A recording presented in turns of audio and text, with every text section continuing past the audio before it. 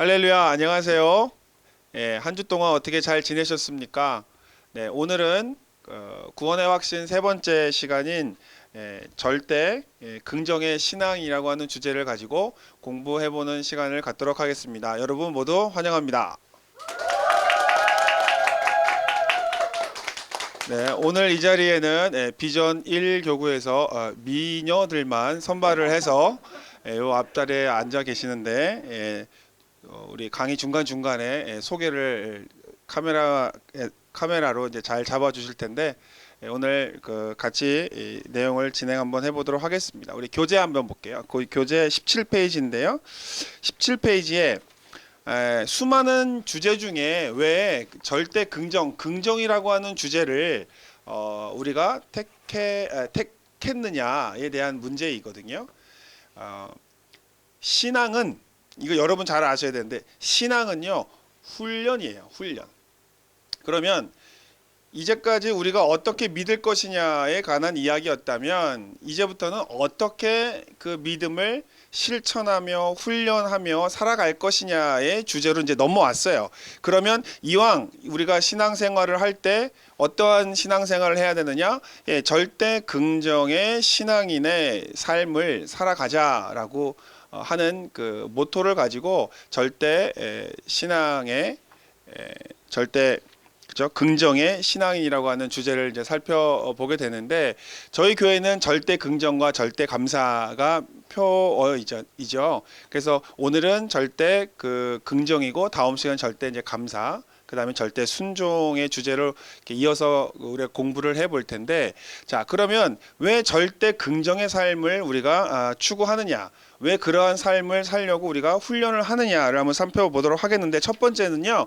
우리 다 같이 한번 따라 읽어봐 주시겠어요? 생각이 곧 그 사람이기 때문이다. 생각이 곧 그 사람이기 때문이다. 네, 잠언서 23장 7절에 보면 이런 말씀이 나와 있어요. 대저 마음의 생각이 어떠하면 그 위인도 그러한즉 즉 마음의 생각대로 그 사람이 그렇게 된다라고 하는 것입니다. 그리고 이 긍정과 행복에 관한 이 관계에 대해서 유명한 명언이 있어서 제가 소개를 했는데요.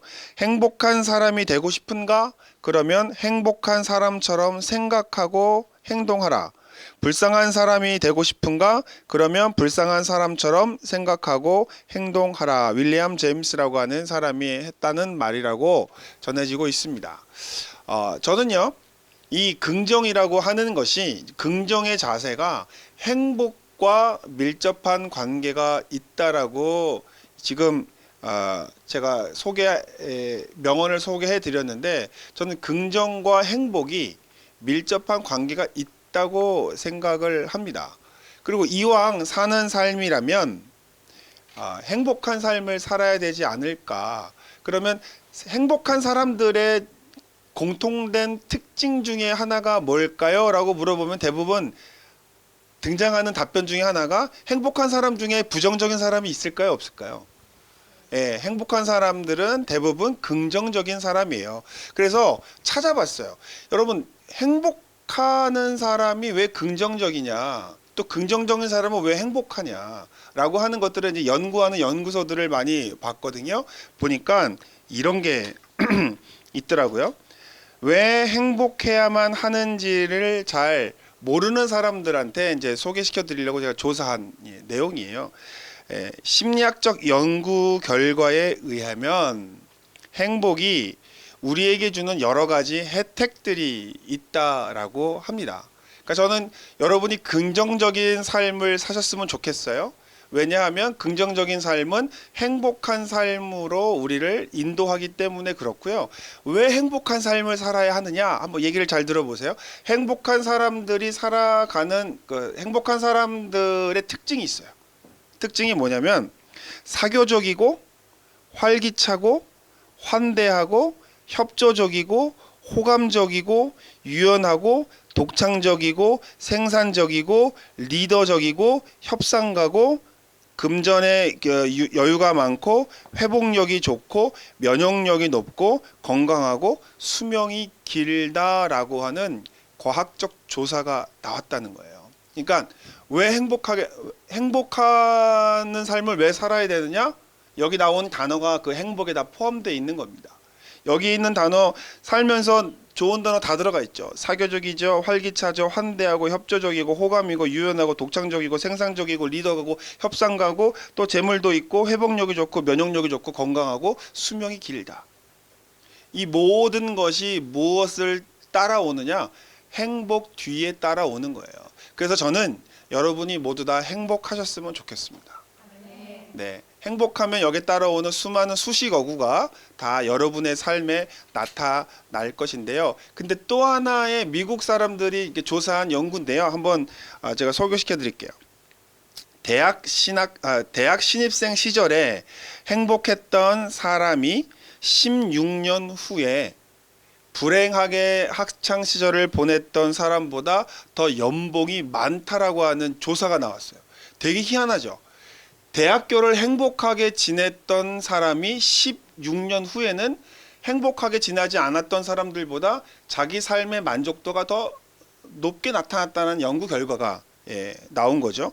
대학 졸업해서 정말 행복해 보였던 여학생들이 27세 전에 결혼했을 가능성도 높았다라고 하는 결과가 미국에서 이제 나온 거죠. 그리고 52세에 만족하는 삶을 살 가능성도 높다라고 나오는 겁니다. 그래서 결론적으로 쉽게 이야기하자면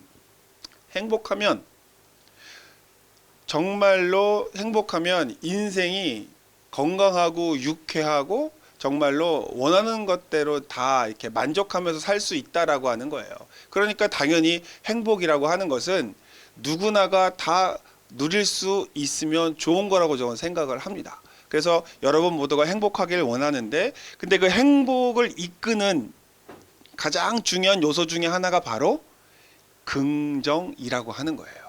그래서 오늘은 바로 행복을 이끌어주는 긍정의 신앙인이 어떠한 삶을 살아갈 수 있는가, 또 어떠한 사람이 긍정의 신앙인인가를 한번 살펴보자라고 하는 것으로 첫 문을 열어보겠습니다. 그 다음에 두 번째는요. 생각이 인생을 결정한다라고 하는 거예요.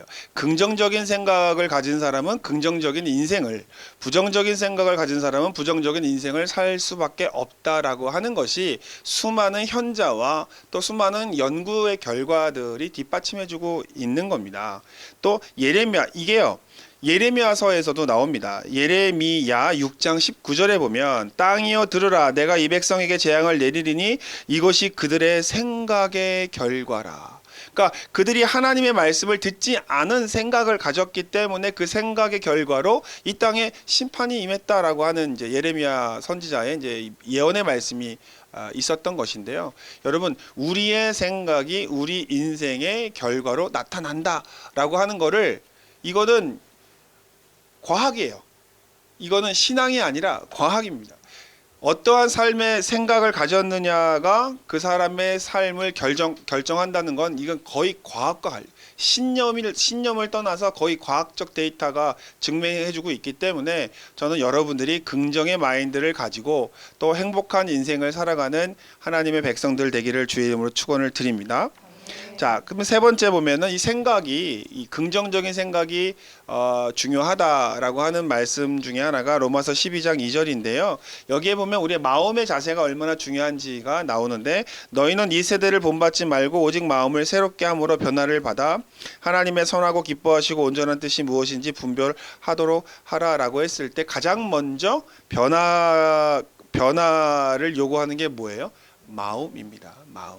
그래서 오늘 이 절대 긍정의 신앙인이라고 하는 이 그 주제를 우리가 나누면서 나의 마음은 어떠한 자세인지, 또 내 마음은 어떠한지를 한번 되돌아보고 내가 앞으로 어떠한 마음을 가져야겠다라고 하는 생각들을 갖고 또 앞으로 그렇게 살아가게 되는 계기가 되는 첫 번째 날이 되시기를 주의 이름으로 축원을 드립니다.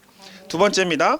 부정적인 사람과 긍정적인 사람은 성경에 늘 나오는 오래된 주제입니다. 그래서 제가 골라봤어요. 부정적인 사람과 긍정적인 그 사람의 대표를 민수기 11장에서 14장에 나와 있는 성경의 내용을 가지고 분류를 해봤는데, 먼저 먼저 민수기 11장에서 14장까지의 내용이 뭔지를 대충 이제 설명을 드려야 되는데, 이스라엘 백성이 이집트에서 나왔잖아요. 이집트에서 나와서 광야에 나왔는데 먹을 걸 갖고 나오지 않았어요. 그래서 광야에서 먹을 게 없다라고 하나님한테 울부짖으니까 하나님이 뭘 줬죠? 만나라고 하는 거를 줬죠. 그래서 만나가 맛있었을까요? 맛이 없었을까요?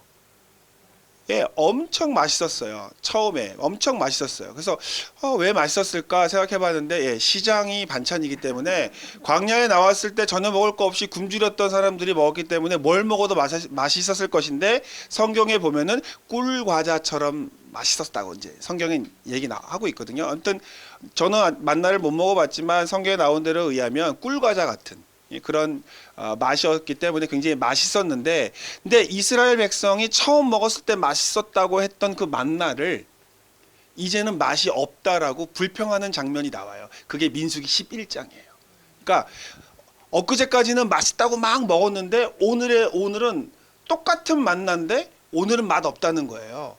그 장면이 이제 민수기 11장에서 이제 14장까지 나오는데, 그 장면을 제가 잠깐 이제 설명을 좀 드리는데, 성경책을 한번 보시면 다 같이 성경책을 한번 보시고요. 저는 제가 구절을 말씀을 드릴 텐데, 민수기 11장 1절에 보면 이 단락의 테마가 나옵니다. 민수기 11장 1절에 보면 제가 읽어드릴게요. 뭐라고 나오냐면, 야훼께서 들으시기에 백성이 악한 말로 뭐 한대요? 원망했다. 원망했대요. 그런데 원망의 내용이 뭐냐면 먹을 게 없다는 거예요. 근데 먹을 게 없었어요? 있었어요? 있었죠. 뭐가 있었죠? 만나라는 게 있었어요. 그런데 만나가 맛이 없어진 이유가 있는 거예요. 어제까지는 맛이 있었는데 갑자기 오늘의 맛이 없어진 게 뭐냐면, 4절 한번 보세요. 4절에 그들 중에 섞여 사는 다른 인종들이 탐욕을 품음에, 뭘 품었대요? 탐욕을 품음에 이스라엘 자손도 다시 울며 이르되 누가 우리에게 고기를 주어 먹게 하랴. 그러니까 이들 중에 뭐가 들어온 거예요? 탐욕, 원망이 들어오니까 탐욕이 들어온 거예요. 탐욕이 들어오니까 그 다음에 뭐 했대요? 이 사람들이 웃었대요? 울었대요? 울었대요. 그러고 나서 뭘 얘기합니까? 우리도 고기를 먹여달라 라고 이야기하면서 그 다음에 어딜 얘기해요? 애굽을 얘기합니다. 여러분, 애굽이 돌아갈 땅이에요? 가면 안 되는 땅이에요? 왜 안 돼요? 왜 안 되죠? 노예로 가야 되잖아요. 그런데도 불구하고 노예와 고기 중에 뭘 택하겠다는 거예요? 고기를 택하겠다는 거예요. 노예로 살더라도 고기를 먹겠다. 정상이 아니죠. 노예가 자유를 찾아 나왔는데 고기 때문에 다시 노예가 되겠다라고 하는 이야기하고 있습니다. 이때 하나님께서 약속하십니다. 고기를 주겠다고. 그 고기는 다름 아니라 메추라기예요. 근데 하나님이, 제가 볼 때는 하나님이 좀 짓궂어요. 저는 하나님 볼 때, 우리 하나님 진짜 뒤끝이 좀 있으셔요. 왜냐하면 고기를 달라고 하니까 하나님께서 뭐라고 말씀하셨냐면, 저기 보세요. 19절 보세요. 19절에 하루나 이틀이나 닷새나 열흘이나 20날만 먹을 것이 아니라, 20절에 뭐래요? 냄새도 싫어하기까지 한 달 동안 먹게 하리니, 뭐래요? 메추라기 먹고 죽으라는 거죠. 예? 하루만 맛있게 주는 게 아니라 한 달 내내 매일 메추라기만 먹으라는 거야. 매일. 그래서 나중에 모두 싫어한다? 메추라기 냄새만 맡아도 싫어할 정도로 내가 니들을 메추라기로 내가 먹여서 죽인다. 질리도록 내가 하겠다라고 하는 거니까 하나님이 화가 나셨는데, 그러니까 하나님이 실제로는 이스라엘 백성들을 약간 혼내려고 하신 거죠. 근데 좀 짓궂어요. 장난이 좀 있으신 분 같아요. 하나님은 그냥 하나님이 심판하고 혼내면 되는데, 아니야. 그들이 원하는 걸 들어주긴 들어주는데 하루도 아니고 이틀도 아니고 일주일도 아니고 한 달 내내. 근데 여러분, 한 달 내내 똑같은 메뉴 어떠시겠어요? 힘들죠. 아무리 그게 고기라 하더라도 힘들겠죠. 근데 나중에 이 이스라엘 백성들이 뉘우치죠. 자기들이 이 불평을 한 것에 대해서 하나님이 진노하셨구나라고 하는 부분이 나옵니다. 그러니까 긍정의 삶을 살 거냐 아니면 그 불평의 삶을 살 거냐를 주제로 담고 있는 게 민수기 11장에서 14장까지의 내용이에요. 그래서 도표를 한번 보시기 전에 제가 설명을 해보면 절대적인 불평의 상황이었어요, 아니었어요? 이 민수기 11장의 상황이 정말로 불평할 수밖에 없었던 상황이에요, 아니면은 불평 안 할 수도 있는 상황이었는데 뭐가 들어왔다고 그랬죠? 탐욕이 들어오니까 울고 불고 맛있는 것도 맛없다라고 얘기하고 없는 게 눈에 보이기 시작한 거죠. 없는 게 눈에 보이기 시작한 거예요. 탐욕이 들어오자 불평이 생기자 있는 거에 감사하지 않고 없는 거에 불평하기 시작한 거죠.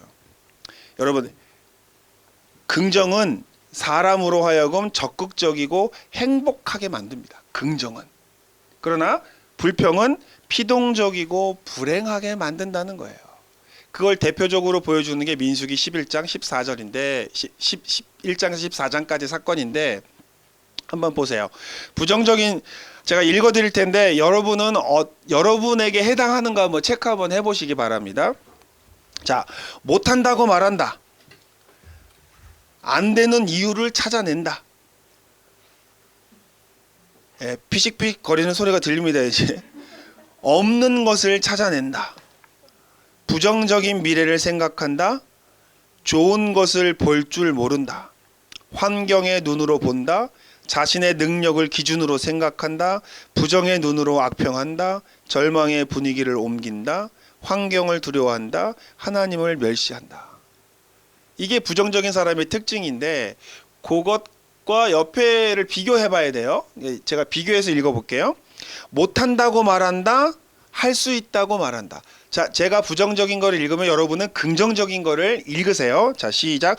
못한다고 말한다. 할 수 있다고 말한다. 안 되는 이유를 찾아낸다. 되는 이유를 찾아낸다. 없는 것을 찾아낸다. 있는 것을 찾아낸다. 부정적인 미래를 생각한다. 긍정적인 미래를 생각한다. 좋은 것을 볼 줄 모른다. 좋은 것을 볼 줄 안다. 환경의 눈으로 본다. 믿음의 눈으로 본다. 자신의 능력을 기준으로 생각한다. 하나님의 능력을 기준으로 생각한다. 부정의 눈으로 악평한다. 긍정의 눈으로 평한다. 절망의 분위기를 옮긴다. 희망의 분위기를 옮긴다. 환경을 두려워한다. 환경을 두려워하지 않는다. 하나님을 멸시한다. 하나님을 온전히 믿는다. 네, 지금 여러분이 읽으셨던 긍정의 사람의 특징대로 그러한 삶을 사시기를 주님의 이름으로 부탁을 드립니다. 부정적인 건 입에도 올리지 말고 긍정적인 건 계속 반복하세요.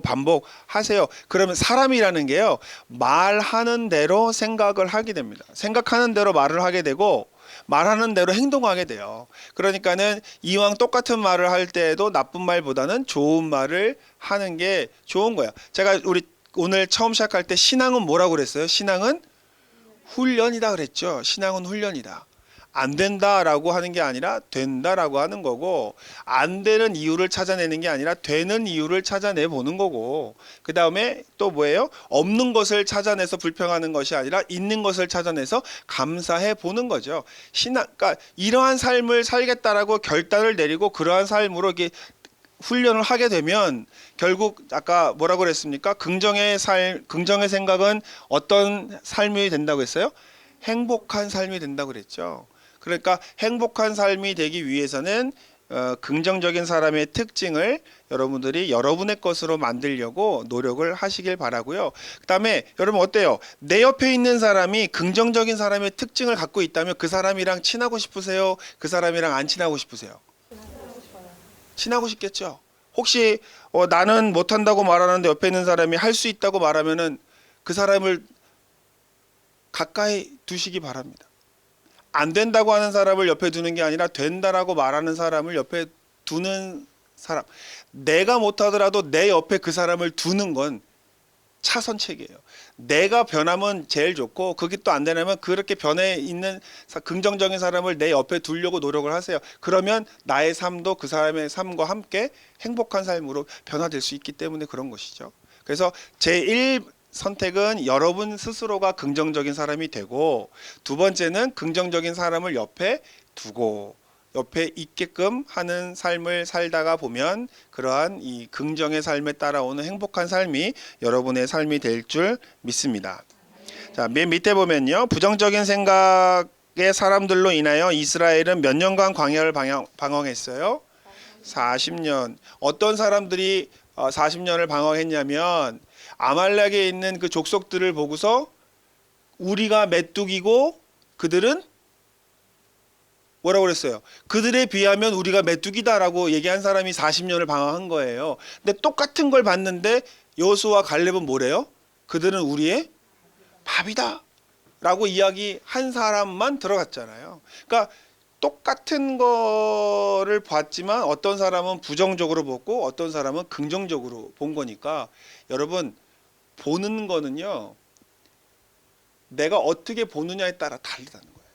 그러니까 여러분은 여러분의 가족, 여러분의 자녀, 또 나 자신, 교회, 교구, 식구들 바라볼 때 긍정의 눈으로 바라보시기를, 또 희망의 눈으로 바라보시기를, 그래서 여호수아와 갈렙과 같이 선택받은 땅으로 들어가는 여러분 되기를 주님의 이름으로 축원합니다.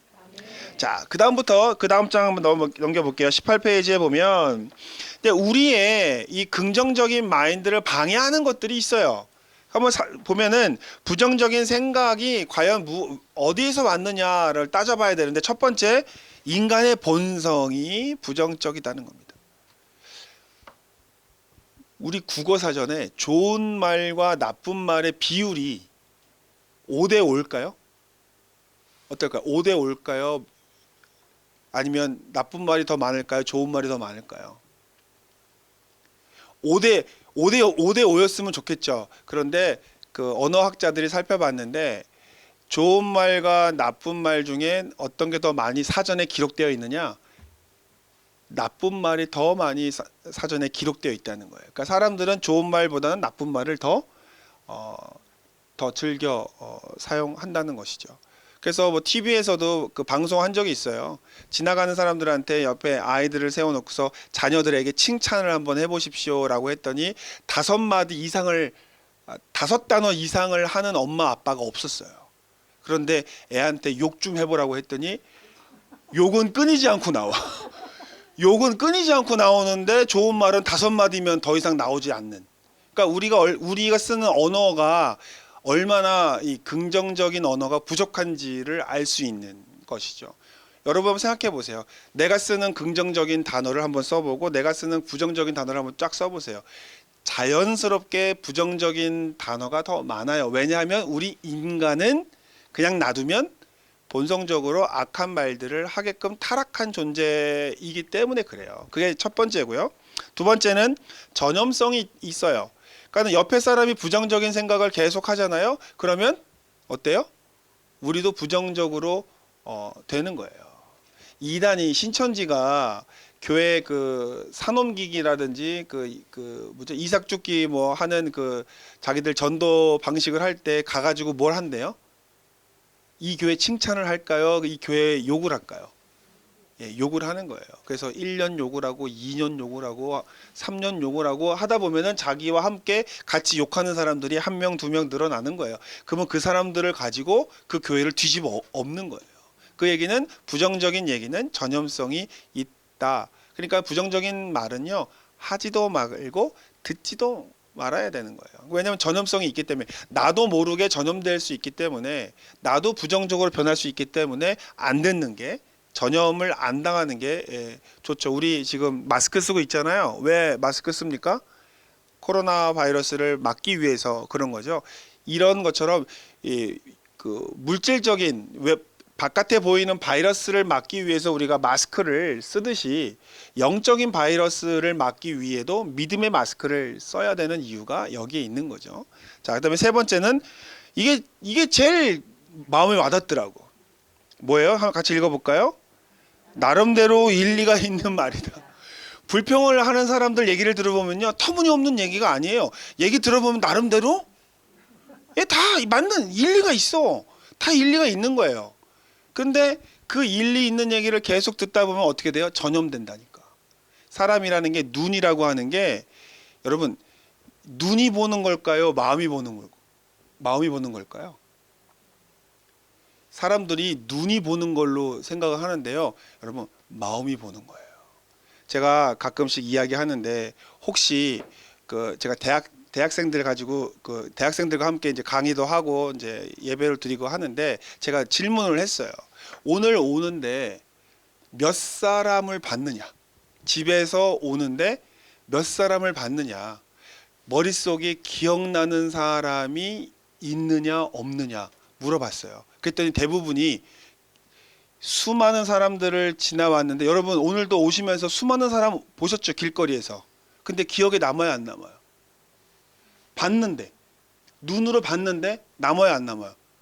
안 남아요. 그런데 남는 사람이 있어. 혹시 오다가 보다가 기억에 남는 사람이 있어요. 그 사람은 어떤 사람이에요? 내 스타일. 내 스타일이 지나갔어. 그러면 기억나요 안 나요?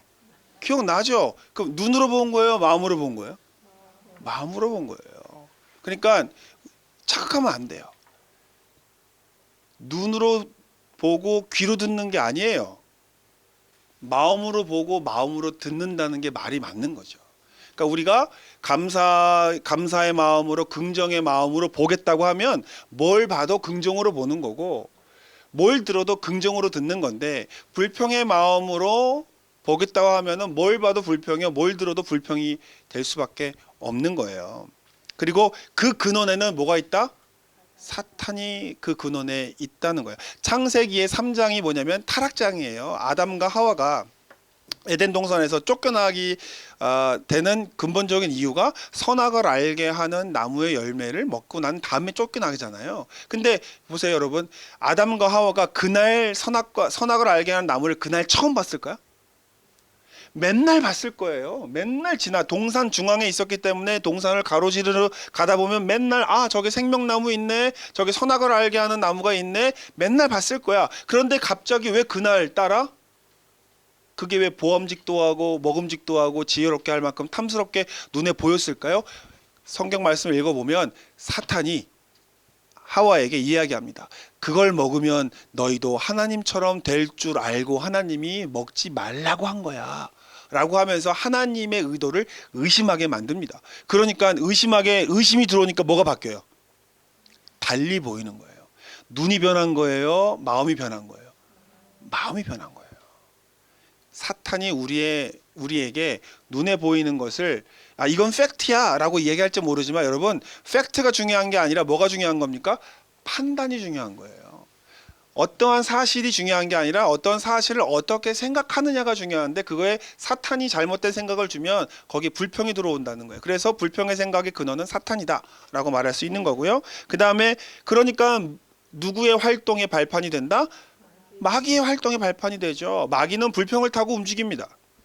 따라서 뭐 교회나 교구나 우리가 신앙생활을 하다 보면 불평할 일이 있지요.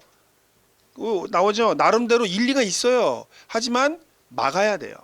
마스크를 써서 코로나 바이러스를 막듯이 이 믿음으로 긍정의 마스크로 불평의 바이러스를 막아야 돼요. 왜? 사탄이 활동하지 못하게 하려고.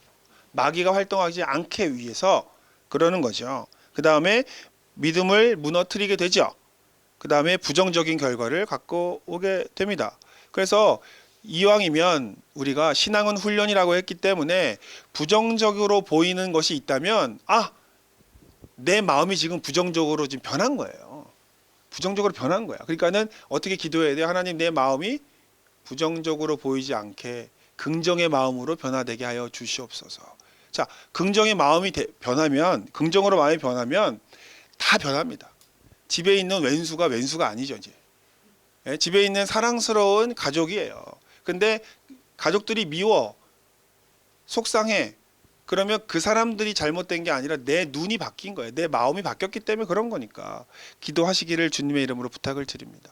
혹시라도 내 마음에 긍정의 마음이 없다면 하나님 내 안에 긍정의 마음을 다시 샘솟듯 솟아나게 하옵소서 기도하시기를 주의 이름으로 부탁을 드립니다. 근데 이게요 쉽지가 않은 게 왜냐하면 이게 견고한 진 같아요. 진이 뭡니까? 군사들이 작전 수행하기 위해서 튼튼하게 만든 견고한 장소를 진이라고 그러는데 자 우리 안에 부정적인 생각이 쉽게 없어질까요? 없어지지 않을까요? 없어지지 않습니다. 우리 안에 우리도 모르게 부정적인 생각이 있어요. 제가 예를 한번 들어봤습니다. 예가 뭐죠? 1번 같이 한번 읽어볼까요? 난 좋은 일이 한번 생기면 그 다음엔 꼭 나쁜 일이 생겨. 그쵸? 왜 고개를 끄덕거려요?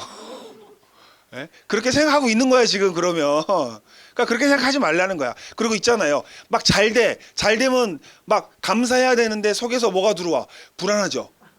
이게 아닌데 이게 가다가 이게 마냥 잘 갈 게 아닌데 이거 가다가 이거 분명히 이거 사고가 터지겠는데라고 생각을 들어와야 안 들어와요? 들어오죠. 근데 그렇게 생각하지 말라는 거예요. 이미 그러면 내 안에 그 부정 생각이 들어와 있다는 증거예요. 두 번째, 난 1년에 한 번 꼭 큰 병치레를 해. 그런 분들 있어요, 없어요?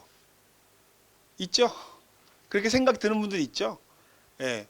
그러니까 그렇게 되는 사람도 있고 아닌 사람도 있고 그렇게 되는 해도 있고 그렇지 않은 해도 있고 살다가 보면 아픈 데도 있고 안 아픈 데도 있는데 이거는 마치 매년마다 나는 한 번은 꼭 아파야 해 한다는 생각이 들어가 있는 거예요. 그러니까 그건 부정적인 생각이에요. 그 다음에 세 번째 뭐예요? 나에겐 절대로 돈이 안 모여. 야, 내 얘기네. 그죠? 내 얘기 같죠? 예? 우리는 돈이 안 모여. 이렇게 생각하는 분들도 있어요. 그 다음에 네 번째, 기적이 나에게는 일어나지 않을 거야. 그러니까 복권을 안 사지. 그죠? 나에게 기적이 일어날 거야라고 믿으면 복권을 사겠지. 근데 우리에겐 동일한 믿음이 있죠. 예. 복권이 맞을 거라고 생각하지 않죠. 그렇죠? 집안에 복권 다 하나씩은 있어요. 집에 다 복권이 하나씩은 있어. 남편이나 와이프가 복권이에요. 왜 그럴까요? 안 맞아. 마음도 안 맞고 성격도 안 맞고 안 맞아. 복권이 안 맞아. 예, 우리 저기 그 이장규 목사님 지난번에 금요 철야 때 설교하실 때 말씀하신 것 중에 하나가 복이 터져야 되는데 속이 터진다고 그 말씀하신 적이 있었는데 그래요. 이런 생각들이 우리 안에 다 있어요. 근데 이런 것들은 다 우리 안에 조금씩 부정적인 그 요소들이 다 안에 들어 있기 때문에 그런 거예요. 근데 저는 이런 것들 하나하나 다 빼고 씻어내고 닦아내야 된다고 생각해요. 왜냐하면 여러분 세상에 완벽한 삶을 사는 사람이 있을까요? 완벽한 파트너와 완벽한 자녀들과 완벽한 행복한 삶을 사는 사람이 있을까요? 없을까요? 없어요. 이 세상에는 없다니까. 없는 걸 가지고 왜 불평을 하느냐라고 하는 것이죠. 이왕이면 주신 것에 감사하는 삶을 살아가야 되는데 이렇게 우리 안에 스며들어 있기 때문에 그런 거예요. 그래서 이거는 되게 힘들어요. 뽑아내기가 힘듭니다. 자, 제자들이 예수님을 몇 년 따라다녔죠? 3년 반을 따라다녔잖아요. 그러면 3년 반을 따라다녔으면 그들이 예수님을 충분히 따라다녔는데 이들이 변했을까 안 변했을까? 성경 보면은 안 변했어요. 어디 나오냐면 자, 오병이어의 기적이 있는데 마가복음 6장 35절에서 52절인데 52절에 보면 이런 말씀이 나와 있어요. 제가 읽어 드릴게요. 그들이 그 떡 떼시던 일을 깨닫지 못하고 오히려 그 마음이 둔하여졌습니다. 그 마음이 둔하여졌대요. 마음이 둔하여졌다. 여러분 마음이 둔하여졌다라고 하는 표현은요. 마가복음 다른 곳에서는 불신자들을 향하여 쓰는 말이었어요. 지금 제자들이 예수님을 3년 반 동안 따라다녔는데도 불구하고 그 마음에 뭐가 있었대요? 불신자의 마음이 있었다는 거예요. 예수님은 바람도 잠잠케 하고 오병이어의 칠병이어의 기적도 베푸시는 죽은 사람도 살리시는 예수님이었는데 이 3년 반 동안 따라다닌 제자들은 여전히 그 마음속에 무슨 마음이 있대요? 불신자의 마음이 있었다는 거예요. 자, 그 다음에 마가복음 8장 1절에서 21절인데 17절에 보면 마가복음 8장 17절에 보면 이런 말씀이 있어요. 예수께서 아시고 이르시되 너희가 어찌 떡이 없으므로 수군거리느냐 아직도 알지 못하며 깨닫지 못하느냐 너희의 마음이 둔하냐. 여기도 또 둔하냐가 나와요. 그러니까 뭐예요? 너희가 아직까지도 수군수군 거리냐는 거예요. 그러니까 떡이 떨어졌어. 그러면 어떻게 해야 돼요? 예수님 떡 더 만들어 주세요. 예수님 떡 더 주세요라고 얘기하면 되잖아요. 그랬더니 뭐래요? 모여가지고 자기들끼리 수군 되는 거예요. 그러니까 예수님께서 너희는 아직도 알지 못하느냐 깨닫지 못하느냐 마음이 둔하냐. 3년을 따라다녀도 이스라엘 예수님의 제자들은 그 마음이 뭐와 같았다? 불신자의 마음인데 여러분 우리도 불신자의 마음이 있을까요? 없을까요? 우리 안에 있어요. 순간순간 들어옵니다. 순간순간 들어와요.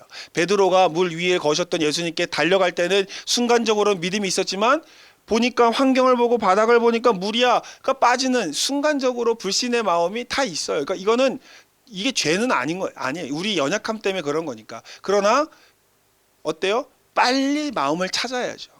빨리 마음을 찾아야죠. 그렇게 찾는 게 뭐예요?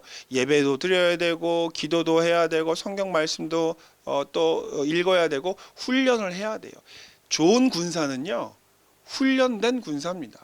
따라서 우리가 행복한 삶을 살기 위해서는 긍정적인 삶을 살아야 되거든요. 그건 훈련이에요. 훈련. 이제까지 그렇게 삶을 살지 못했다면 이제라도 우리는 훈련을 해야 되는 거예요. 그래서 제가 오늘 이 강의를 같이 나누고 있는 거죠. 자, 그래서 19페이지에 보면 부정적인 생각을 갖게 되는 이유 중에 하나가 뭐냐면 나 혼자 부정적인 생각 가진 게 아니에요. 보통 어디서 와요? 부정적인 메시지는 세상에서 옵니다. 믿음의 눈으로 보는 게 아니라 세상의 비판의 눈으로 보는 세상 메시지에서 부정이 와요. 두 번째가 어디서 와요? 네, 거절된 상처 입은 경험에서 어떤 부정적인 생각들이 우리에게 다가옵니다. 나 또 거절당할 거야, 또 실패할 거야, 또 좌절할 거야 같은 그런 상처가 내 안에 또 들어오는 거예요. 세 번째는 강하고 충격적인 부정적인 사건, 실패라든지 그런 사건들 때문에 내 안에 부정적인 흔적이 남아 있을 수 있다. 그다음에 네 번째는요. 반복적인 부정적인 메시지, 나 자신에게서 오는 또 아니면 옆에 있는 사람에게 부모에게 아니면 형제들에게서 오는 이웃들에게서 오는 지속적인 부정적인 메시지가 내 안에 흔적을 남기다 보면 부정적인 사람의 생각을 갖게 된다는 거예요. 그 다음에 영적 혈통의 요인인데 이거는 이제 악한 사람들과 함께 있거나 사탄의 지배를 받는 사람들은 영적 혈통이 그러기 때문에 늘 항상 부정적이 될 수밖에 없다라고 봅니다. 근데 이거를 깨기 위해서는 세 가지가 필요해요. 첫 번째가 뭐죠? 회개입니다. 이렇게 우리 같이 한번 읽어볼까요? 주님, 나에게는 기적이 일어나지 않을 거라는 부정적인 생각으로 주님을 제안했습니다. 저의 잘못을 회개합니다. 내 삶에 기적이 일어나지 않을 거야, 내 삶에 하나님의 은혜가 임하지 않을 거야 라고 하는 생각을 했다면 이 시간 그것에 대해서 하나님을 제안한 거예요. 주님을 제안한 겁니다. 환경을 뚫으시고 환경을 통과해서 우리에게 역사하실 수 있는 게 주님인데 나는 그거를 주님을 제안한 거예요. 그러니까는 주님, 제가 주님을 제안했음을 용서하여 주시옵소서. 나는 아니지만 주님은 예스 할 수 있습니다. 나는 못하지만 주님은 가능하십니다. 라고 하는 믿음이 되시길. 여러분, 믿음은요, 내가 할 수 있다는 게 믿음이 아니에요. 누가 할 수 있다는 게 믿음이에요? 주님은 할 수 있다가 믿음인 거예요. 근데 보통 우리는 잘못 알고 있어요. 내가 할 수 있다 하는데 내가 할 수 있는 것도 단서가 있어요. 어디 안에서? 주님 안에서. 믿음 안에서 할 수 있는 거지. 나의 능력이 있음을 믿는 게 믿음이 아닙니다. 따라서 주님을 제안했다면 주님 제안한 것에 대한 회개를 해야 되고요. 두 번째는요. 명령해야 돼요. 같이 한번 읽어볼까요? 예수님의 이름으로 명령한다. 나에게는 기적이 일어나지 않을 거라는 생각에 견고한 지는 파쇄될지어다. 이제 내가 너를 거부한다. 미워한다. 떠나갈지어다. 여러분 이게요. 말에는 힘이 있습니다. 그래서 저는 이런 세미나들을 종종 다니고 듣는데 그때 그 강사님들이 이게 하라고 하는 메시지들이 있잖아요. 그런 메시지들을 저는 해요. 사람들 없을 때. 사람들이 있을 때 하면 미친 줄 아니까 혼자서 거울 보고 합니다. 혼자서 거울 보고 메시지를 던져요. 부정적인 생각이 너무 들어와서 너무 다운돼 있을 땐 제가 저 혼자에게 외칩니다. 내 영혼아 힘을 낼지어다. 내 영혼아 소생될지어다.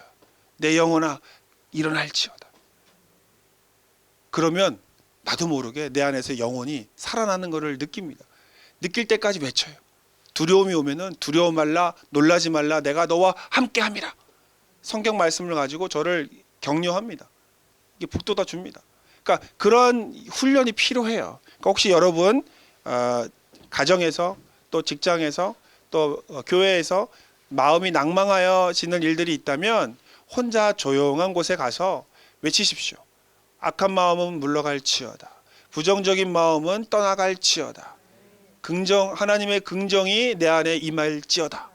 예, 그렇게 훈련하고 외치시기 바랍니다. 그 다음에요, 세 번째는요, 반대의 생각을 나에게 심어야 합니다. 자, 함께 읽어봅시다. 나에게도 기적은 일어난다. 나는 기적의 주인공이 될 것이다. 연예인 중에 이렇게 자기 주문을 외우는 사람들이 있더라고요. 성공 습관, 승리 습관, 이런 얘기를 하는 사람이 있어요. 그래서 뭔가 게임을 할 때 혼자 중얼중얼 거려요. 뭐라고 하냐면 나는 이기는데 익숙해. 나는 잘하는데 익숙해. 라고 자기를 격려하는 거예요. 비록 지는 한이 있더라도. 여러분, 우리 안에 능력이 있음을 믿으시길 바랍니다. 주님이 주시는 능력이 있음을 믿으시길 바랍니다. 그래서 외치는 거야. 나에게도 기적은 일어난다. 나는 기적의 주인공이 될 거야. 내 인생은 축복받았어. 내 인생은 축복받았어. 내 가정은 축복의 가정이야. 내가 가는 곳마다 복을 받아. 예, 이런 말을 계속 하시기를 바랍니다. 말대로 되기 때문에 그래요. 그렇죠? 그래서 성경에 보면은 이제 예와 아멘이 많이 나와요.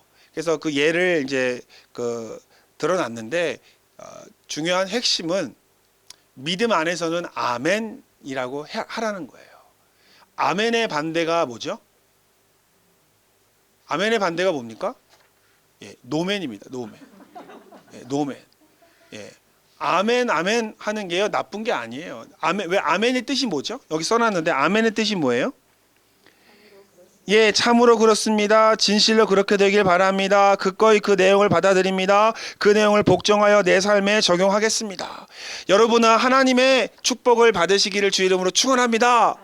예, 그 뜻이 뭐예요? 예, 축복받겠습니다. 진실로 그렇게 되기를 바랍니다. 내 삶에서 그 내용을 내가 받아들입니다. 내 삶에 적용하겠습니다라는 뜻이에요. 그러니까 강단에서 예수님의 이름으로 축복합니다 라고 하면 아멘으로 받으시길 바랍니다.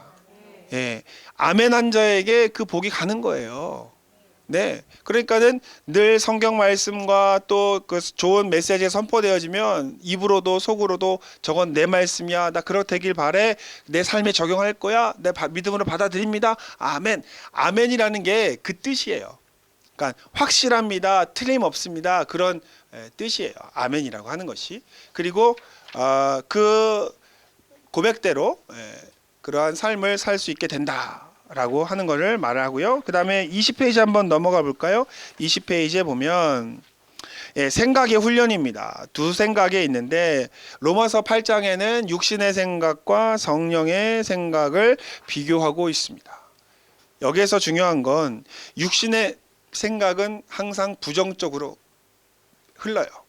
근데 성령의 생각은 어디로 흐를까요? 긍정으로 흐릅니다. 따라서 우리의 생각이 육신의 생각이 아니라 영의 생각으로 훈련되기를 또 우리가 사모하면서 나아가야 할 것이라고 생각을 합니다. 자, 21페이지 한번 보세요. 자, 생각의 구원이라고 하는 건데, 생각의 구원이란 우리의 생각이 주님과 같이 완전해지고 거룩하게 바뀌는 것이다. 생각의 구원은 점진적인 것이다. 자, 오늘 우리가 이 세미나를 들었다고 해서 우리의 생각이 오늘 180도로 다 긍정으로 바뀔까요? 아니요. 저는 바뀌지 않을 거라는 믿음이 있습니다.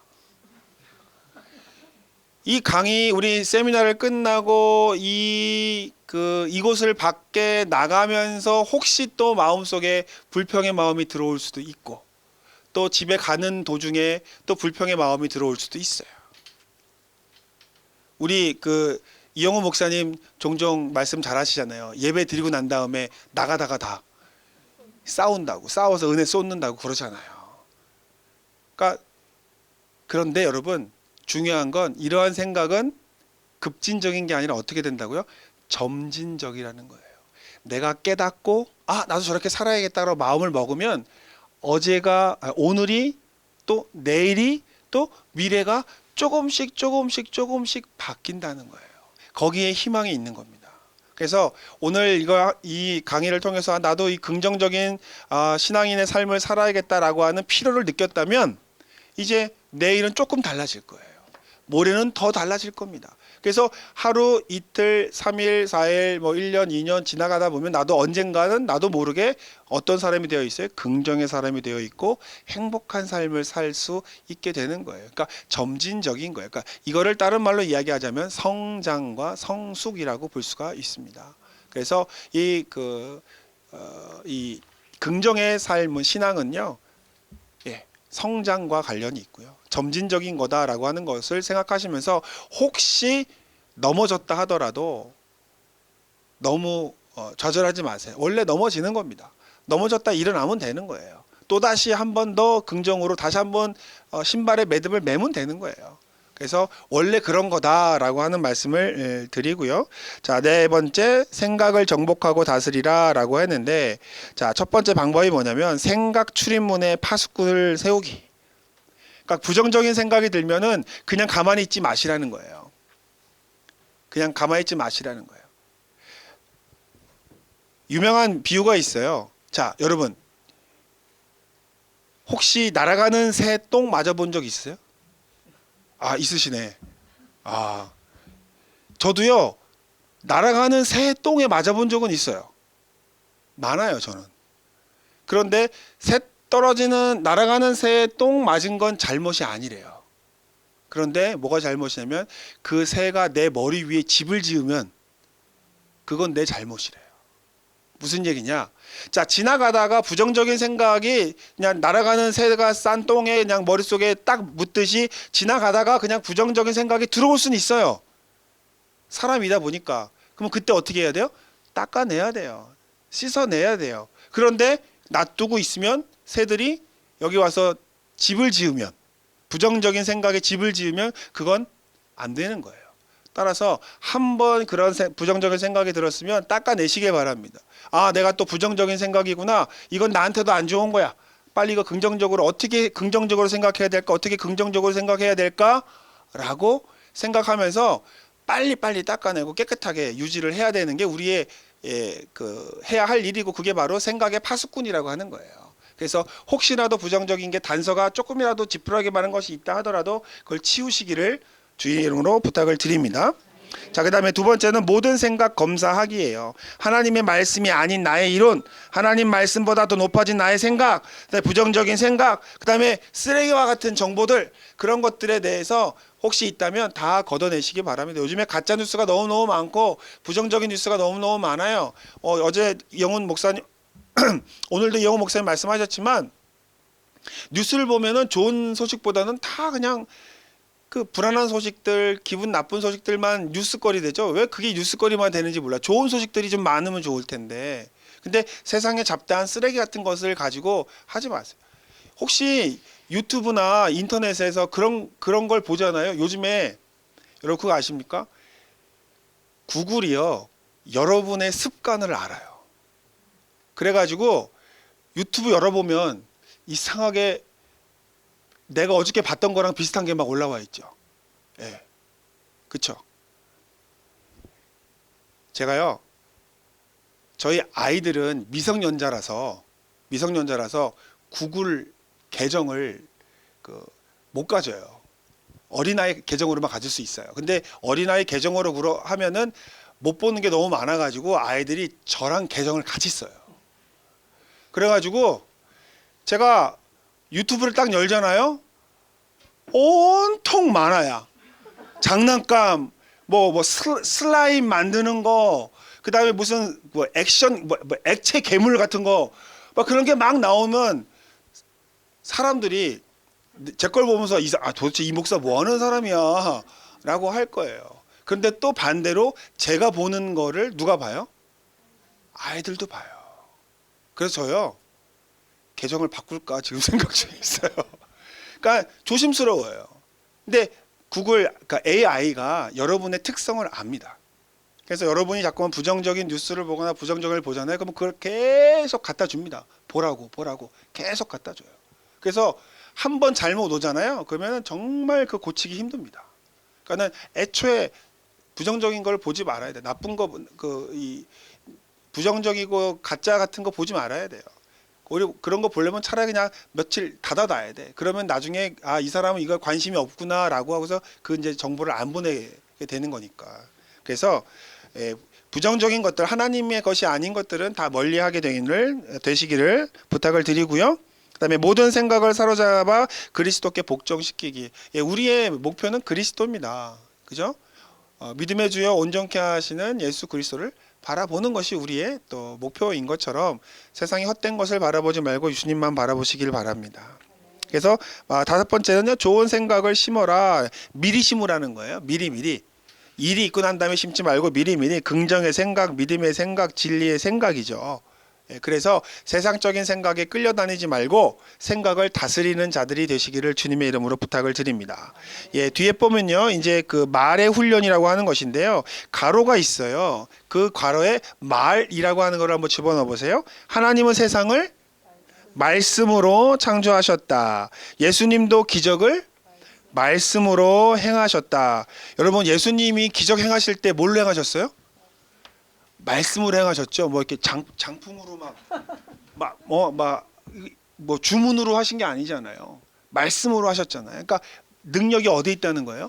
말에 있다는 거예요. 자, 그러면 하나님도 말씀으로 세상을 창조하셨고 예수님도 말씀으로 기적을 행하셨으면 세 번째, 사람의 말에도 능력이 있다는 거예요. 자, 그러면 이제는 무엇을 다스려야 한다?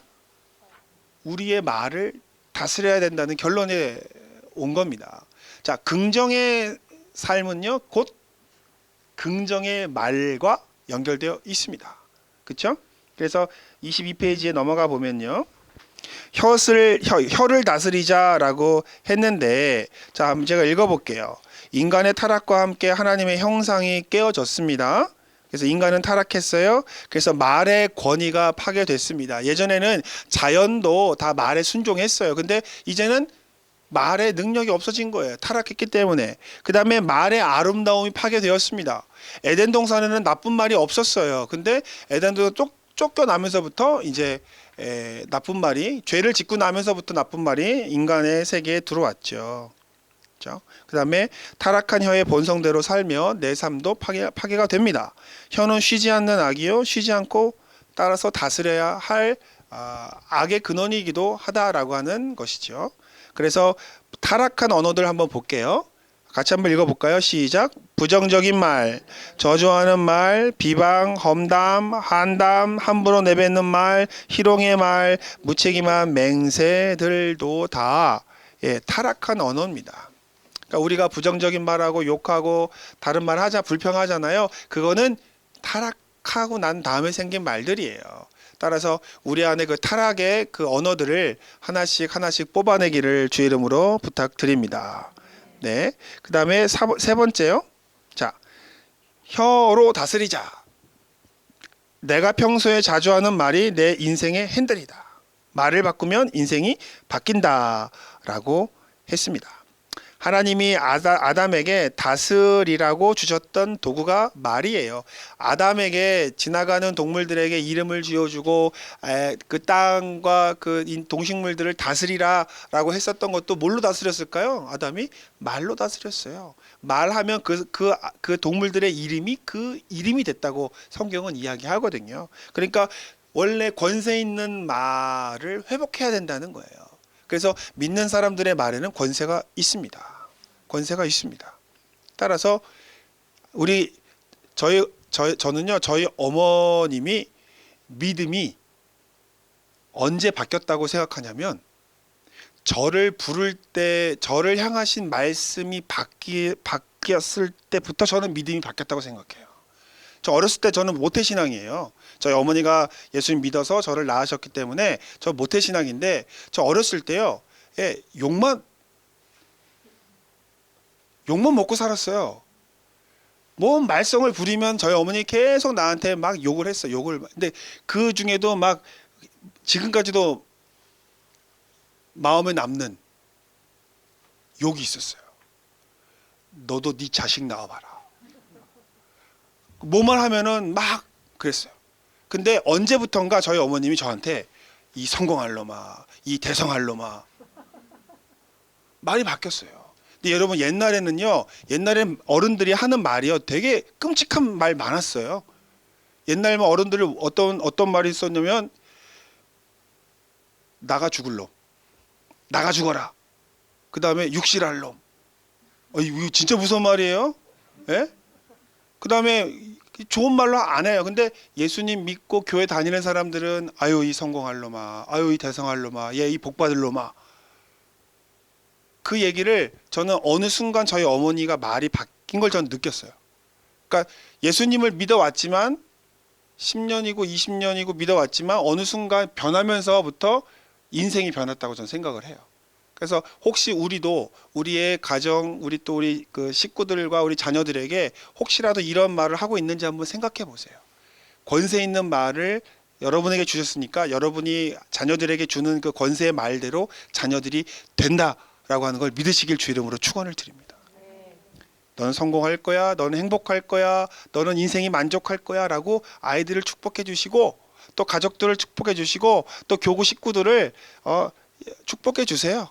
하나님이 당신을 더 축복하시려고 그래. 하나님이 당신을 더 은혜 주시려고 그래.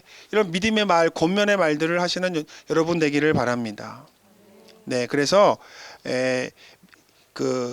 내 앞에 세 번째, 내 앞에 혼돈과 공허와 흑암의 문제를 말로 다스리세요. 부정적인 현상과 환경이 있으면 긍정의 말로 다스리시면 됩니다. 자, 그다음에 네 번째, 믿음의 말로 채워라는 거예요. 바라는 것들을 믿음으로 얘기하라. 자, 이게요, 이런 말씀하시는 분들 계세요. 아니, 우리가 말한다고 됩니까? 우리가 말한다고 다 됩니까? 라고 하지만 제가 뭐라고 말씀드렸어요? 신앙은 뭐라고 그랬어요? 훈련이라고 그랬죠. 이렇게 말했다고 해서 그게 된다고 하는 게 아니에요. 그렇게 생각하고 그렇게 말하고 그렇게 자세 태도를 바꾸다 보면 그게 훈련이 되면 인생 자체가 바뀐다는 거예요. 따라서 지금 그 사건이 내가 말한 대로 되지 않았다 하더라도 그걸 점진적으로 내 삶이 그렇게 변화되어지는, 운동선수가 하루아침에 운동선수가 됩니까? 하루 이틀 매일 연습을 해야 진짜 세계 1인자가 될 수 있는 것처럼 믿음의 말을 계속 해야 된다는 말씀이에요. 그 다음에 다섯 번째, 행복을 말하라. 나중에 기회가 되면 이 말과 행복과 마음에 이 관련된 그 과학 보고서가 있어요. 그 한 600페이지, 700페이지 정도 되는 보고서가 있는데 그 보고서를 제가 한번 여러분과 함께 좀 나눠봤으면 좋겠어요. 거기에 보면 우리의 마음이 다 나와 있거든요. 어떻게 해야 되는가, 또 그걸 과학적으로 뇌파 사진도 찍어보고 다 사진 찍어보고 그런 것들 다 과학적으로 만들어 놓은 그 책이 있는데 그거 한번 보시면은 우리가 말하는 게 얼마나 중요한가라고 하는 걸 깨닫게 될 텐데, 여러분 행복의 말을 하시기를 부탁드립니다. 믿음의 말을 하시기를 부탁드립니다. 맨 마지막에 있는 문장 한번 읽어보고 끝내겠습니다. 인생을 바꾸고 싶으면 말을 바꿔라. 예. 오늘 이렇게 해서 절대 긍정의 신앙인의 파트를 마쳤는데요. 마지막으로 한마디로 정의하자면 긍정적인 삶의 자세는 행복한 인생을 이끌어올 수 있다는 거예요. 근데 그렇게 하기 위해서 가장 효과적으로 해야 할 것이 뭐냐면 말을 어떻게 하느냐에 달려 있고 생각을 어떻게 하느냐에 달려 있고 그다음에 우리가 우리가 꿈을 어떻게 꾸느냐에 달려 있죠. 그게 뭐예요? 사실은 우리가 4차원의 영성이라고 하는 거에 일맥상통하고 있는 겁니다. 근데 그것을 다 집약해 놓은 게 절대 긍정과 절대 믿음과 또 절대 감사 이거예요. 그러니까 우리는 순복음의 식구들은요. 이게 정말 삶의 모토가 돼야 돼요. 절대 긍정의 마인드를 가지고 신앙생활을 하다가 보면 정말 행복한 삶이 저와 여러분의 삶이 될 줄 믿습니다. 예, 잠깐 기도하겠습니다. 하나님 감사합니다.